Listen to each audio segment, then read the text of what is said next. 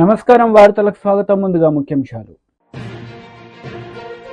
BJP రాష్ట్ర అధ్యక్షుడు Kishan Reddy press meet, పలు అంశాలపై వివరణ. Gudivada Amarnath press meet, TDP నేతలపై ఫైర్. బీజేపీ రాష్ట్ర అధ్యక్షుడు కిషన్ రెడ్డి మీడియా సమావేశం నిర్వహించారు. ఈ సందర్భంగా పలు అంశాలపై ఆయన మాట్లాడారు. గెలిచినటువంటి అసెంబ్లీ స్థానాలలో కూడా మరి ఓటింగ్ పర్సంటేజీ కాంగ్రెస్కి తగ్గింది. కాంగ్రెస్కి వేసినటువంటి ఓట్లు గత శాసనసభ ఎన్నికల్లో మరి ఈ ఎన్నికల్లో అనేక స్థానాల్లో భారతీయ జనతా పార్టీకి అసెంబ్లీలలో తీసినట్లయితే బీజేపీకి బలం పెరిగింది. కాంగ్రెస్ను మరొక దిక్కు బీఆర్ఎస్ను కాదని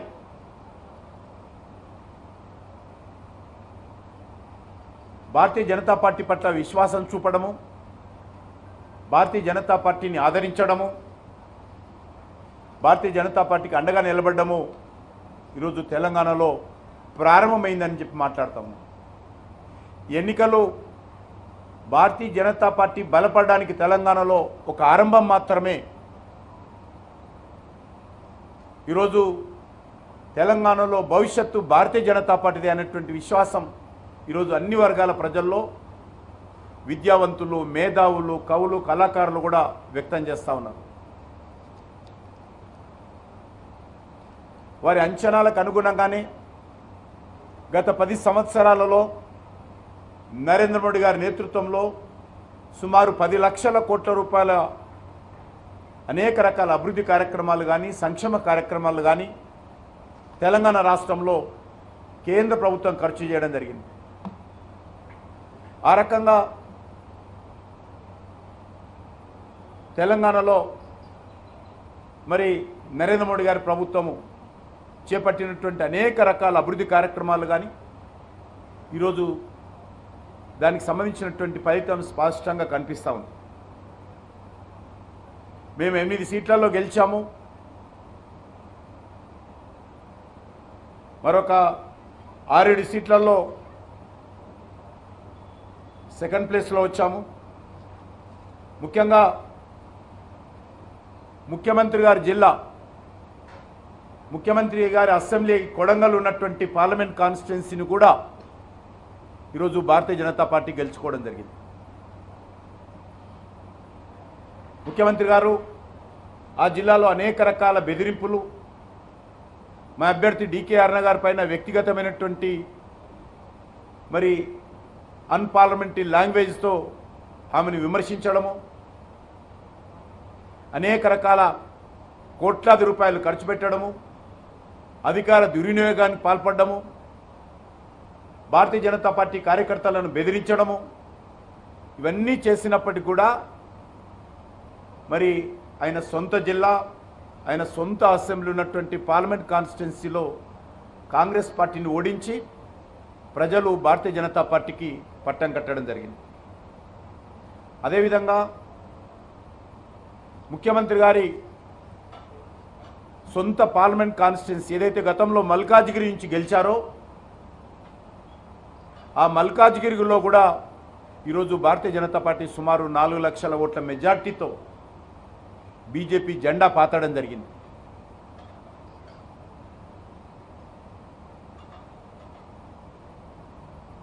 అక్కడ కూడా ముఖ్యమంత్రి గారి సొంత పార్లమెంట్ కాన్స్టిట్యున్సీ, సొంత జిల్లా కావచ్చు, కానీ సొంత గతంలో ఆయన ప్రాతినిధ్యం వహించినటువంటి, గత పార్లమెంట్ ఎన్నికల్లో ప్రాతినిధ్యం వహించినటువంటి మల్కాజ్గిరిలో కూడా ఈరోజు బీజేపీ గెలవడం జరిగింది.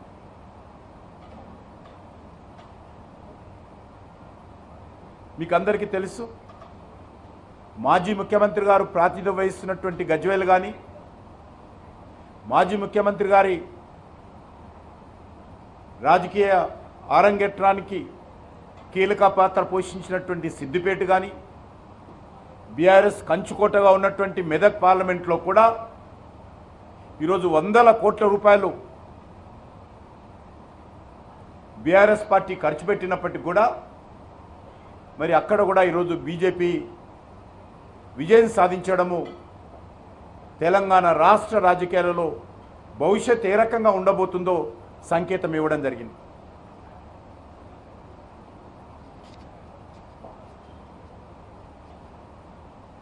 మీకు అందరికీ తెలుసు, గత శాసనసభ ఎన్నికల్లో కూడా కామారెడ్డిలో సిట్టింగ్ సీఎంను, అవుట్ గోయింగ్ సీఎంను, లేకపోతే సిట్టింగ్ సీఎంను, ఇన్కమింగ్ సీఎంను కూడా ఓడించిన విషయాన్ని కూడా ఈ సందర్భంగా నేను మనవి చేస్తా ఉన్నాను. అదేదో ఆ ఒక్క సీటు గెలిచారు మీరు, అసలు మీకు ఎక్కడ బలం ఉంది అనేటువంటి విమర్శించినటువంటి వాళ్లకు ఈరోజు కామారెడ్డి ఉన్నటువంటి ఉమ్మడి జిల్లా మెదక్ జిల్లాలో కూడా, నిజామాబాద్ జిల్లాలో కూడా భారతీయ జనతా పార్టీ విజయం సాధించడం జరిగింది. నిజామాబాద్లో మీ అభ్యర్థికి ఏముంది, మరి పసుపు బోర్డు తేలేదని అనేక రకాల తప్పు ప్రచారం తెచ్చినప్పటికీ మరి ఈరోజు నిజామాబాద్ జిల్లాలో కూడా భారతీయ జనతా పార్టీ అభ్యర్థి అరవింద్ గారు రెండోసారి మంచి మెజార్టీతో విజయకేతనం ఎగరవేశారు. మీకు అందరికీ తెలుసు, కాంగ్రెస్ పార్టీ ఎన్నికల్లో పూర్తిగా తొండి ఆట ఆడింది. కాంగ్రెస్ పార్టీ పూర్తిగా అబద్ధపు ప్రచారం చేసింది, విష ప్రచారం చేసింది, తప్పుడు ప్రకటనలు చేసింది. బీజేపీ గెలిస్తే రాజ్యాంగాన్ని మారుస్తారని, బీజేపీ గెలిస్తే బడుగు బలైన వర్గాల రిజర్వేషన్స్ తీసేస్తారని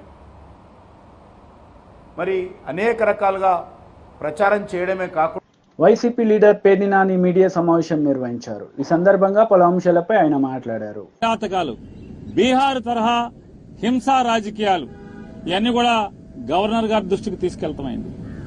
ఎన్నికలు ఒక పక్క జరుగుతుంటే ఎన్నికలు సంపూర్ణంగా పూర్తవకుండానే మధ్యాహ్నం నుంచి తెలుగుదేశం పార్టీ గూండాలు ఏ రకంగా ఇళ్లపై దాడులు చేయటం, ఇళ్లు తగలబెడతాం, ఇంట్లో ఫర్నిచర్ ధ్వంసం చేయటం, మనుషుల్ని కిరాతకంగా కొడతాం, ఇళ్లలోకి వెళ్లి ఆడవాళ్లని హింసించటం, కార్లు ధ్వంసం చేయటం, కార్లు తగలబెడతాం, ఆస్తులు నాశనం చేయటం, భయభ్రాంతులకు గురి చేయటం.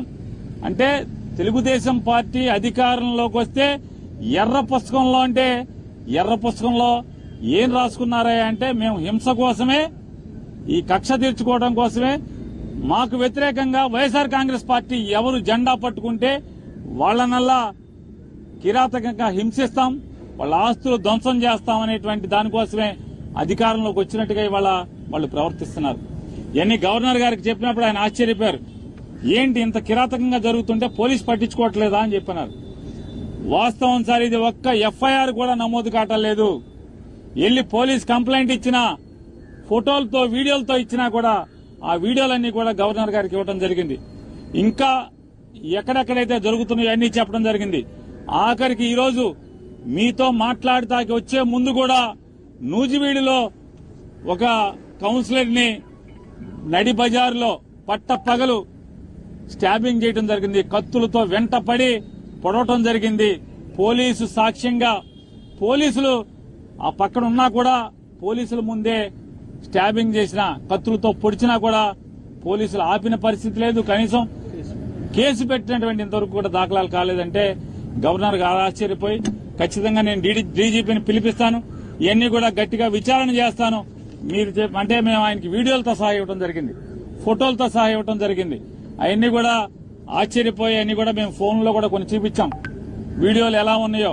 ఇంకా మా దగ్గర చాలా వీడియోలు ఉన్నాయండి అని చెప్తే అవన్నీ కూడా మా సెక్రటరీ గారికి పంపించండి, నేను చూస్తాను, వెంటనే యాక్షన్ తీసుకుంటాను. పోలీసుని గెలిపోవటంలో అనేవి సహజంగా ఉంటాయి, కానీ ఈ రకంగా కిరాతకం, ఈ రకంగా హింసా ప్రవృత్తి, ఈ రకంగా విధ్వంస ధోరణి అనేది చేస్తే ఇంకా ప్రభుత్వం ఎలా ఉన్నట్టా లేనట్టా, ఇది డెమోక్రసీ కదా అని చెప్పి ఆయన చెప్పడం జరిగింది. ఆయన కూడా సోదాహరణంగా వివరించాం. ఇంకా ఎక్కడెక్కడ సంఘటనలు జరుగుతున్నాయో, ఎక్కడెక్కడ అన్ని వీడియోల్ని, ఫోటోల్ని అన్ని ప్రతిదీ కూడా ఆయనకి పంపిస్తామని చెప్పాం. ఖచ్చితంగా పంపించండి, నేను యాక్షన్ తీసుకుంటాను, కంట్రోల్ చేస్తానని చెప్పని చెప్పారు. అలాగే ఆంధ్ర రాష్ట్ర ప్రజలకు కూడా తెలియజేస్తున్నాం, గవర్నర్ గారికి ఏది చెప్పామో మీకు కూడా అదే చేస్తున్నాం. ఇవాళ అంటే 4వ తారీఖు మధ్యాహ్నం నుంచి ఏ రకంగా తెలుగుదేశం పార్టీ హింస ప్రవృత్తితో చెలరేగిపోతుందో, హింసను ఏ రకంగా ఈ ఆంధ్ర రాష్ట్రం మీద ప్రజ్వలింపజేస్తున్నారో, అంటే వాళ్ళు గెలిచింది ఈ రకంగా ధ్వంసకాండ కోసమా, ఈ రకంగా హింసాకాండ కోసమా ఇవాళ ప్రజలు ఓటేసిందా చంద్రబాబు నాయుడు గారికి, కూటమికి అని చెప్పని మేము మీ ద్వారా ప్రజల ద్వారా ఇవాళ తెలుగుదేశం పార్టీని, కూటమి నాయకుల్ని హెచ్చరిస్తున్నాం. ఈ రకంగా మీరు ప్రోత్సహిస్తే ఈ సంస్కృతిని, బీహార్ సంస్కృతిని ఆంధ్ర రాష్ట్రంలో గనక మీరు బీజం నాటితే ఎల్లకాలం మీరేం ఉండరు కదా. అంటే ఈ రాష్ట్రానికి కొత్తగా ఏం సంస్కృతి తీసుకొస్తున్నారు మీరు? అంటే టీడీపీ లీడర్ మీడియా సమావేశం నిర్వహించారు. ఈ సందర్భంగా పలు అంశాలపై ఆయన మాట్లాడారు. టీచర్లందరూ 2 నుంచి 3, 4, 5 లక్షలు డబ్బులు ఇచ్చి కౌన్సిలింగ్ లేకుండా వాళ్ళకి కావాల్సిన ప్లేసుల్లోకి డైరెక్ట్గా ప్రభుత్వం దగ్గర ట్రాన్స్ఫర్ ఆర్డర్ తెచ్చుకున్న ట్రాన్స్ఫర్లు ఈ 1800. టీచర్ సంఘాలు ఏపీటీఎఫ్ కానీ యూటీఎఫ్ కానీ వీళ్ళందరూ మొత్తుకున్నారు. ఇది తప్పు, ఇది ప్రభుత్వం ట్రాన్స్ఫర్ చేయడం తప్పు, పైగా ఇంతమందిని 1800 మందిని చేయటం తప్పు, కౌన్సిలింగ్ జరగాలి అని చెప్పి వాళ్ళు మొత్తుకున్నా కూడా ప్రభుత్వం ఇలా ఎలక్షన్ కోడ్ ఉంది, మీ తర్వాత చూస్తామని అన్నారు. నిన్నటికి నిన్న విద్యాశాఖ కార్యదర్శి ఫోన్ చేసి వాళ్ళ కమిషనర్ గారికి 6వ తారీఖుతో కౌన్సిలింగ్ అయిపోతుంది, మీరు 7వ తారీఖు నుంచి వీళ్ళందరినీ రిలీవ్ చేశారని చెప్పి ఉత్తర్వులు ఇవ్వడం జరిగింది. మరి వీళ్ళందరూ సంఘాలు చెప్పినా వినలేదు కాబట్టి మనమేమో ఇంకా పూర్తిగా ప్రమాణ స్వీకారం జరగలేదు, మన హడావిడిలో మనకున్నాం. మన దగ్గరికి వచ్చారు టీచర్స్ సంఘాలు, టీచర్లు. అలాగే ఆ నర్సింగ్ దాంట్లో కూడా కొంత అవినీతి ఉందని చెప్పి వాళ్ళు కూడా చెప్పడం జరిగింది. ఈ 2 అంశాల మీద మరి వీటిని ఆపేయాలి, టీచర్స్ యొక్క ట్రాన్స్ఫర్లో ఎఫెక్ట్ కాకూడదు. నర్సింగ్ కౌన్సిలింగ్ ఇవాళ ఎలక్షన్ కోడ్ ఇవాళతో ముగిసిపోతుంది, కానీ ఈరోజే కౌన్సిలింగ్ పెట్టారు, కొంపలేదో మునిగిపోయినట్టు. కాబట్టి ఈ 2 ఆపేయాలని చెప్పి మేము మరి మన ముఖ్యమంత్రి గారికి, కాబోయే ముఖ్యమంత్రి గారికి చెప్పడం, ఆయన అధికారులతో మాట్లాడతాం, ఈ 2టిని కూడా ఆపేసినట్టు ఉత్తర్వులు కూడా రావడం జరిగింది. అంటే వైకాపా అవినీతి అరాచకాలకి మొదటి అడ్డుకట్ట పడింది. డిప్యుటేషన్ మీద వచ్చిన ఏపీ కార్పొరేషన్ ఎండీ కానీ, మైనింగ్ కార్పొరేషన్ డైరెక్టర్ కానీ, జేఈఓ టీటీడీ కానీ, ఇంకా కొంతమంది అవినీతి అధికారులు ఇక్కడ ఉంటే తాట తీస్తారని చెప్పి భయపడి మా డిప్యుటేషన్ వద్దు మేము వెళ్ళిపోతామని చెప్పి లెటర్ పెట్టుకుంటే, దౌర్భాగ్యం ఏంటంటే చీఫ్ సెక్రటరీ కూడా ఆ సిఐడి చీఫ్ సంజయ్కి పర్మిషన్ ఇవ్వడం జరిగింది. వీటన్నిటిని గమనించిన గవర్నర్కి నివేదిక ఇస్తే, లేదు ఈ రాష్ట్రంలో ఎవడో వెళ్ళటానికి లేదు, ఎక్కడో అక్కడ ఉండాల్సిందే కొత్త ప్రభుత్వం వచ్చేదాకా అని చెప్పి నిన్న చీఫ్ సెక్రటరీతో ఉత్తర్వులు ఇప్పించడం జరిగింది. అయితే మరి ఆయనకు ఇబ్బంది ఏంటో తెలియదు, కానీ ఈ రోజు నుంచి ఆయన కూడా సెలవు మీద వెళ్ళిపోయాడు. అంటే గత ప్రభుత్వంలో చేసిన అరాచకాలు, అవినీతి, లేదంటే వైలేషన్, రూల్స్ వైలేషన్, ఈ 3 చూస్తేనే ఇంత పెద్ద పెద్ద చేపలన్నీ బయటపడ్డాయి. అసలు మేము ప్రభుత్వంలోకి వచ్చి వీళ్ళ అవినీతి అంతా బయటికి తీస్తే ఈ 5 సంవత్సరాలు వీళ్ళ అవినీతి మీద ఎంక్వైరీ చేయడం సరిపోద్దంత అవినీతి చేసింది గత ప్రభుత్వం. అయితే ఇక్కడ ఒక విషయం చెప్పదలుచుకున్నాం, పనిష్మెంట్ ఫర్ హెరాస్మెంట్ ఖచ్చితంగా ఉంటుంది. మేమేమి టీడీపీ వైసీపీ లాగా హెరాస్ చేయం ఎవరిని, కానీ హెరాస్ చేసిన వాళ్ళకి పనిష్మెంట్ ఇవ్వకపోతే అది టీడీపీ ప్రభుత్వం చేతకంతనంగా ఉంటుంది. కాబట్టి డిప్యుటేషన్ మీద వచ్చిన అధికారుల కథ, ఈ ట్రాన్స్ఫర్ డబ్బులు తీసుకున్న ట్రాన్స్ఫర్లు ఇందుట్లో, ఎందుకంటే అందరూ వైసీపీ టీచర్లే. వైసీపీ ప్రభుత్వం ఎవరికి పని అవుద్ది? తెలుగుదేశం టీచర్కి పని అవ్వదు, వైసీపీ టీచర్కే పని అవుద్ది. పైగా డబ్బు అవినీతి 2 లక్షల నుంచి 3 లక్షలు ఒక్కొక్క టీచర్ దగ్గర వసూలు చేశారు ఆ మినిస్టర్ పేషీలో. అలాగే నర్సుల కౌన్సిలింగ్ అంటే వాళ్ళకి ట్రైనింగ్ ఇచ్చింది, ప్రభుత్వమే ట్రైనింగ్ ఇచ్చింది, అది రూల్స్లో ఉంది. బీఆర్ఎస్ లీడర్ మీడియా సమావేశం నిర్వహించారు. ఈ సందర్భంగా పలు అంశాలపై ఆయన మాట్లాడారు. 2024 పార్లమెంటు ఎన్నికల్లో జరిగినప్పుడు వచ్చినటువంటి ఓటింగ్ ఎంత అంటే 84,000. ఇప్పుడు అక్కడ డిఫరెన్స్ ఎంత వచ్చిందంటే 23,000 ఓట్లు తగ్గిపోయినాయి. ఈ ఓట్లు ఎవరికి పడ్డాయి అంటే బీజేపీకి పడ్డాయి. అవయవదానం ఎక్కడ జరిగింది? మరి కొడంగల్లో జరిగిందా అని అడుగుతా ఉన్నా. రెండో అంశము, మీ సొంత ఊరిలో కొండారెడ్డిపల్లె విలేజ్లో మీ సొంత ఊర్లోనే బీజేపీకి మెజార్టీ పెరిగింది. అంటే బీజేపీని గెలిపించడానికి పరోక్షంగా కాంగ్రెస్ పార్టీ సిద్ధమైందని అనుకోవాలి కదా. మరి ఇక్కడ ఒక ముఖ్యమంత్రే కాదు, ఇప్పుడు ఉన్నటువంటి మొత్తం మంత్రుల లిస్టు తీసిన నేను. మీరు అధికారంలోకి వచ్చి 6 నెలలు అయింది. 6 నెలల తర్వాత రెఫరెండం అయిపోతున్నటువంటి ఎలక్షన్కి ఏం జరగాలి? మీ పాలన మంచిగుంటే, మీ ప్రజాపాలన బాగుంటే, మీరు బాగా చేస్తే మీకు ఓట్ల పర్సెంట్ పెరగాలి. మీకేమైంది? ఇలా మంత్రులలో మొత్తం అదే జిల్లాకు సంబంధించినటువంటి జూపల్లి కృష్ణారావు గారు మంత్రి, కొల్లాపూర్ నుంచి పోటీ చేసిండు. అసెంబ్లీ ఎన్నికల్లో 93,000 వచ్చినాయి. ఇప్పుడు పార్లమెంట్ ఎన్నికల్లో 77,000 వచ్చినాయి. డిఫరెంట్ ఎంత వచ్చింది? 16,000 తగ్గింది. పొన్నం ప్రభాకర్ గారు మంత్రి, కరీంనగర్ జిల్లా, హుస్నాబాద్కి వెళ్ళి పోటీ చేస్తే 1,00,000 ఓట్లు వచ్చినాయి. ఇప్పుడు ఎంత వచ్చింది? 79,000 ఓట్లు వచ్చినాయి. డిఫరెంట్ ఎంత వచ్చింది? 21,000 తగ్గినాయి. శ్రీధర్ బాబు గారు మంత్రి నుంచి పోటీ చేసిండు. 1,03,000 ఓట్లు వచ్చినాయి. ఇప్పుడు ఎన్ని వచ్చినాయి? 77,000 ఓట్లు వచ్చినాయి. ఎన్ని ఓట్లు తగ్గినాయి? 26,000 ఓట్లు తగ్గినాయి. పొంగులే శ్రీనివాసరెడ్డి గారు మంత్రి, ఖమ్మం, పాలేరు నుంచి పోటీ చేసిండు. అసెంబ్లీ ఎన్నికల్లో 1,28,000 ఓట్లు వచ్చినాయి. ఇప్పుడు ఎన్ని వచ్చినాయి? 1,20,000 ఓట్లు వచ్చినాయి. 8,000 తగ్గినాయి. తుమ్మల నాగేశ్వరరావు గారు ఖమ్మం నుంచి పోటీ చేసిండ్రు. 1,36,000 వచ్చినాయి. ఇవాళ ఎన్ని వచ్చినాయి? 36,000 నుంచి 20,000 అంటే 10,000 తగ్గినాయి. ఇట్లా దామోదర్ రాజనరసింహ గారు ఉన్నారు, మెదక్ జిల్లా నుంచి, ఆందోళన నుంచి పోటీ చేస్తే 1,14,000 ఓట్లు వస్తే ఇప్పుడు 82,000 వచ్చినాయి. ఇప్పుడు డిఫరెంట్ ఎంత వచ్చింది? 32,000 తగ్గినాయి. మీ వడ్లూరు లక్ష్మణ్ విప్పు, ధర్మపూర్ ఎమ్మెల్యే గారు 23లో పోటీ చేస్తే 91,000 వచ్చింది. ఇప్పుడు 57,000 వచ్చింది. అంటే 34,000 ఓట్లు తగ్గిపోయినాయి. ఆది శ్రీనివాస్ గారు వేములవాడ ఎమ్మెల్యే 71,000 వచ్చింది. ఇప్పుడు పార్లమెంట్లో 36,000 ఓట్లు తగ్గినాయి. అంటే 35,000 ఓట్లు తగ్గిపోయినాయి. ఇట్లా చెప్పుకుంటూ పోతే మానకొండూరు ఎమ్మెల్యే 52,000 వచ్చినాయి. ఇప్పుడు 44,000 వచ్చినాయి. అంటే 8,000 తగ్గింది. ఇట్లా చెప్పుకుంటూ పోతే లిస్ట్ ఉంది నా దగ్గర. మొత్తం 18 నుంచి 20 నియోజకవర్గాలలో మీ ఓటు ఎవరికి ట్రాన్స్ఫర్ అయిందంటే బీజేపీకి ట్రాన్స్ఫర్ అయింది.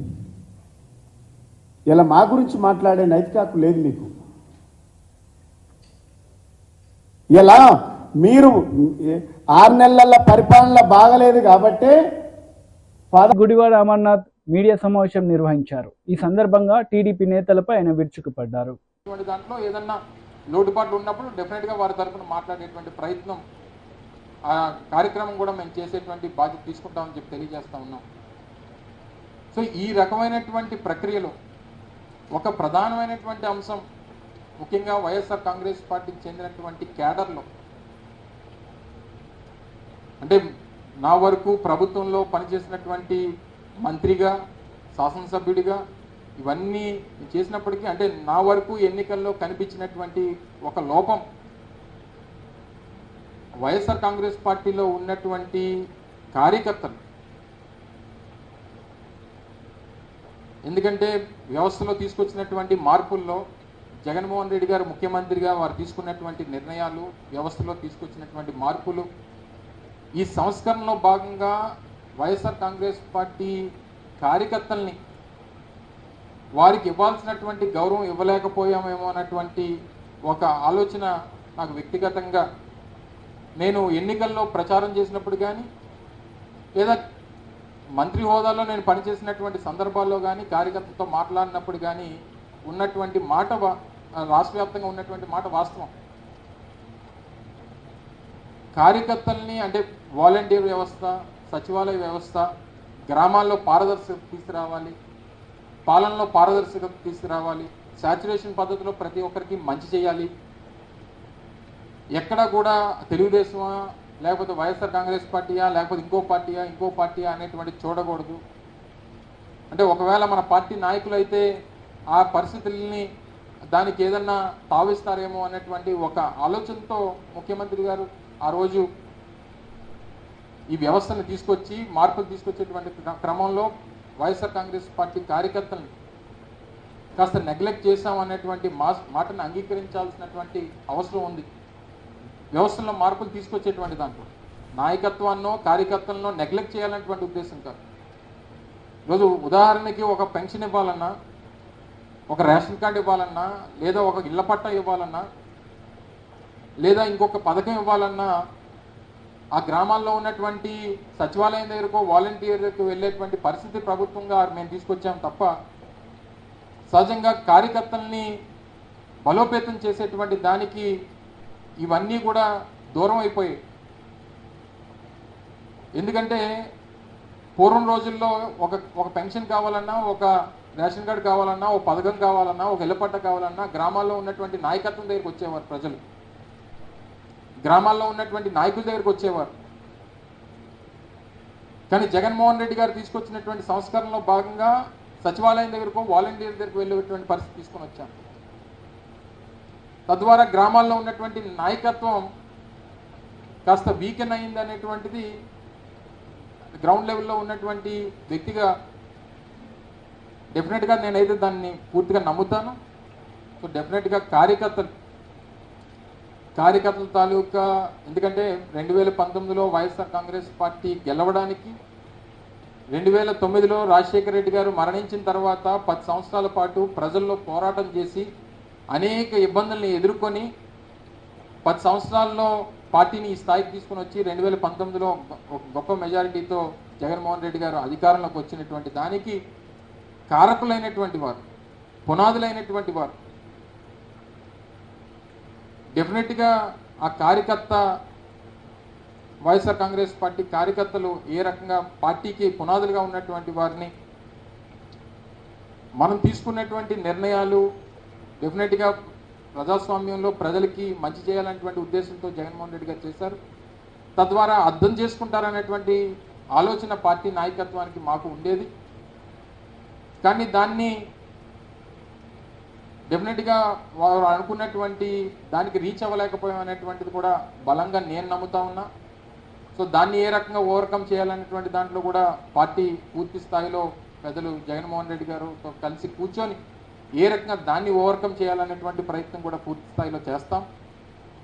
సో ఇవన్నీ ఒక ఎత్తున జరుగుతూ ఉంటాయి. ఇదంతా రాబోయేటువంటి కాలంలో తీసుకునేటువంటి ఆలోచనలు అని చెప్పి మీ ద్వారా తెలియజేస్తూ ఉన్నాం. ముఖ్యంగా నేను ప్రాతినిధ్యం వహించినటువంటి అనకాపల్లి నియోజకవర్గం, లేదా మొన్న నేను పోటీ చేసినటువంటి గాజువాక నియోజకవర్గంలో నా మీద పోటీ చేసినటువంటి అభ్యర్థి పెద్దలు పల్లా శ్రీనివాస్ గారు రాష్ట్రంలోనే అత్యధికమైనటువంటి మెజారిటీతో గెలిచినటువంటి సందర్భంలో వారు కూడా పూర్తి స్థాయిగా అన్ని రకాలుగా ఒక ఆయన మీద పోటీ చేసినటువంటి ప్రత్యర్థిగా గాజువాక ప్రాంత అభివృద్ధికి కావాల్సినటువంటి పూర్తి సహకారాన్ని అందిస్తాం. ఒక కన్స్ట్రక్టివ్ అపోజిషన్గా డెఫినెట్గా నిలబడతాం. అవసరమైనటువంటి ప్రతి చోట ఆ ప్రాంత అభివృద్ధికి కావాల్సినటువంటి సహకారాన్ని అందిస్తాం. ఏ రకమైనటువంటి ప్రజలకి అనుగుణంగా, ప్రజలకి అవసరాలకు అనుగుణంగా తీసుకునేటువంటి ప్రతి నిర్ణయానికి స్వాగతిస్తాం. ఆ ప్రాంత అభివృద్ధికి కావాల్సినటువంటి ప్రతి విషయంలో పూర్తి స్థాయిలో సహకారాన్ని అందిస్తామనేటువంటి విషయాన్ని కూడా ఈ సందర్భంగా తెలియజేస్తా ఉన్నాం. కానీ ప్రజా అవసరాలు. కాంగ్రెస్ నేతలు మీడియా సమావేశం నిర్వహించారు. ఈ సందర్భంగా పలు అంశాలపై వారు మాట్లాడారు. కార్యకర్తలకు అర్థమైపోయింది, ఇక ఈ బీఆర్ఎస్ పార్టీ అనేది ఉండదు, ప్రజలు దీన్ని పొందబెడతారు. కాబట్టి మేము ట్రాన్స్ఫర్ చేసి తర్వాత మా రాజకీయ మనుగడ కోసం వేరే పార్టీలో చేరి రాజకీయాలు చేసుకోవచ్చు అని చెప్పి ప్రజలు తిరస్కరించారు. మిమ్మల్ని మీ కార్యకర్తలు తిరస్కరించారు. ఆఖరికి మీ ఎమ్మెల్యేలు కూడా ఫోన్లు చేసి ఓట్లు మీరు బీజేపీకి వేసుకోండి అని చెప్పే దరిద్రమైన పరిస్థితి మీ పార్టీకి వచ్చింది. అదే కాంగ్రెస్ పార్టీ ఇంత ప్రతికూల పరిస్థితుల్లో కాంగ్రెస్ పార్టీ ఈరోజు బీజేపీతో కొట్లాడలే. బీజేపీ రాముని ముందల పెట్టి ఆ రాముని బొమ్మ దేవుణ్ణి చూపించి మాకు ఓట్లేయమన్నది. బీజేపీ విధానాలను చూసి ఓట్లేయమనలే. 10 ఏళ్లలో బీజేపీ చేసిన మంచిని చూసి వాళ్ళ కార్యక్రమాలను చూసి ఓట్లు అడగలే. రాముల వారి అక్షింతలను ఇంటింటికి పంచి ఈ అక్షింతలను మొక్కి రాముని చూసి ఓటేయమన్నది. ఇది ప్రజాస్వామ్యంలో దౌర్భాగ్యం. అయినా సరే తెలంగాణ ప్రజలు కాంగ్రెస్ పార్టీకి ఓట్లేసి గెలిపించిండ్రు. అలాగే 65 స్థానాల్లో మాకు ఆధిక్యతనిచ్చిండ్రు. అసెంబ్లీ స్థానాల్లో అసెంబ్లీ ఎన్నికల్లో మాకు ఎన్ని సీట్లలో అయితే ఆధిక్యత వచ్చి ఎమ్మెల్యేలు గెలిచిండ్రో దానికంటే ఒక స్థానం ఎక్కువే ఇచ్చిండ్రు. బోనస్గా కంటోన్మెంటు ఎమ్మెల్యే స్థానాన్ని కూడా కాంగ్రెస్ ఖాతాలో వేసిండ్రు. అంటే బీఆర్ఎస్ పార్టీ కుట్రలు చేసినా వాళ్ళ ఓటును మొత్తం కూడా వాళ్ళ ఎమ్మెల్యేలే బీజేపీకి ట్రాన్స్ఫర్ చేసినా ఒక అధర్మ ప్రచారానికి అధర్మ యుద్ధానికి తెరలేపిన బీజేపీ అక్షింతల పేరు మీద రాములవారి పేరు మీద రాములవారి ఫోటోను పెట్టి ఓట్లు అడిగినా ఈరోజు తెలంగాణ ప్రజలు రేవంత్ రెడ్డి గారు చేస్తున్న కార్యక్రమాలకు అండగా నిలిచి 8 పార్లమెంటు స్థానాలు ఇచ్చిండ్రు. ఇంకొక ముఖ్యమైన విషయం ఏంటంటే అసెంబ్లీలో వచ్చిన ఓటు శాతం కంటే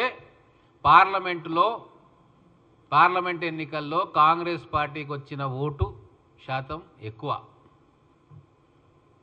40.10 ఓటు శాతం ఈరోజు పార్లమెంట్ ఎన్నికల్లో కాంగ్రెస్ పార్టీకి వచ్చింది.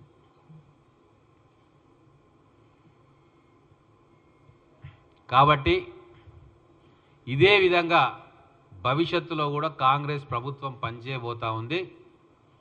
ప్రజల కోసం పనిచేసే ప్రభుత్వం ఖచ్చితంగా మున్ముందు ఇంకా ప్రజల విశ్వాసాన్ని చూరగొనే కార్యక్రమాలు చేస్తుంది. ముఖ్యంగా బీజేపీ పార్టీ నాయకులకు కూడా ఒక హితవు చెప్పదలుచుకున్నా. నోరుంది కదా అని నోరు బారేసుకోకండి. మీది బల్పు కాదు వాపు అనేది తెలంగాణ ప్రజలందరికీ కూడా తెలుసు. పార్లమెంట్ ఎన్నికల్లో మీకు ఎక్కువ ఓట్లు వస్తాయి. అదే అసెంబ్లీకి స్థానిక సంస్థలకు వస్తే చతికిల పడతారన్న విషయం ఇప్పటి నుంచి కాదు. మాట్లాడుతున్న వాళ్ళు నిన్నమన్నా బీజేపీలో చేరిరేమో. 1980 నుంచి ఇదే పరిస్థితి. పార్లమెంటు అప్పుడు 5% 10% ఓటు ఎక్కువ పెరుగుతుంది. మీరు సంకలు గుద్దుకుంటారు, మా పెరిగింది మా పార్టీ అని. మళ్ళీ అసెంబ్లీ ఎలక్షన్లు స్థానిక సంస్థ ఎన్నికల వచ్చే వరకు మీ బండారం బయటపడుతుంది. కాబట్టి 2019 ఎన్నికల్లో ఏమైంది? మీకు 20% ఓట్లు వచ్చినాయి, 4 పార్లమెంట్లు వచ్చినాయి. ఇక మీరేమన్నారు? మాదే అధికారం అని చెప్పి జబ్బలు జరుచుకున్నారు. ఊరు వాడ ఏకం చేసిర్రు. కన్ను మిన్ను కానకుండా మాట్లాడినరు. ఏమైంది? 2023 అసెంబ్లీ ఎన్నికల్లో చతికిల పడ్డారు. 13.90 ఓటు శాతం వచ్చింది. అంటే 20% పార్లమెంట్లో వస్తే మీరు అన్ని 5 సంవత్సరాలు మీరు అన్ని మాటలు మాట్లాడిన తీరు అన్నీ చూస్తే ప్రజలు మీకు 13.9. వార్తలు ముగించే ముందు ముఖ్యాంశాలు మరోసారి. బీజేపీ రాష్ట్ర అధ్యక్షుడు కిషన్ రెడ్డి ప్రెస్ మీట్, పలు అంశాలపై వివరణ. Gudivada Amarnath press meet, TDP నేతలపై ఫైర్. ఈ వార్తలు ఇంతటితో సమాప్తం. తిరిగి ప్రసారమయ్యే వార్తల్లో మళ్ళీ కలుద్దాం. అంతవరకు సెలవు. నమస్తే.